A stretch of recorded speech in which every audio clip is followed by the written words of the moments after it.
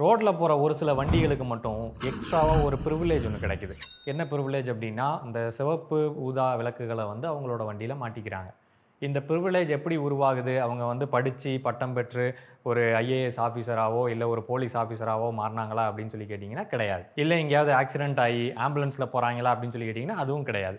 இந்த 2மே இல்லாம எதுக்காக சிவப்பு, ஊதா விளக்குகள உங்களோட வண்டியில மாட்டியிருக்கீங்க?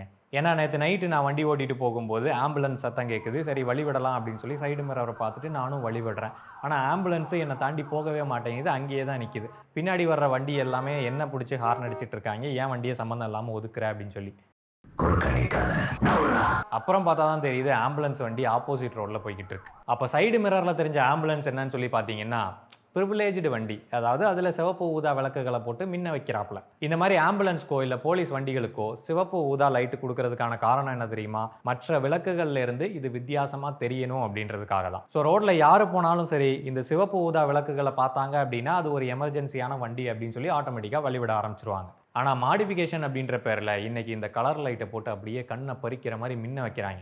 இந்த மாரி கலர் லைட்ஸ மாற்றதும், சேல் பண்றதும் குற்றம். இதுக்கு சுப்ரீம் கோர்ட்டோட ஆர்டரே இருக்கு. அண்ட் ஒரு சில கட்சிக்காரங்களும் இத மாட்டிட்டு சுத்துறாங்க அப்படின்றதுனால போலீஸும் இத பெருசா கண்டுக்கிறது இல்ல. ஸோ அந்த வீடியோவ பார்க்குறவங்க அந்த லைட்ட வித்துக்கிட்டு இருந்தாலும் சரி, இல்ல மாட்டிட்டு இருந்தாலும் சரி, தயவு செஞ்சு என்னையோட விட்டுருங்க. ஒரு ரெக்வெஸ்ட்டா கேட்கிறேன்.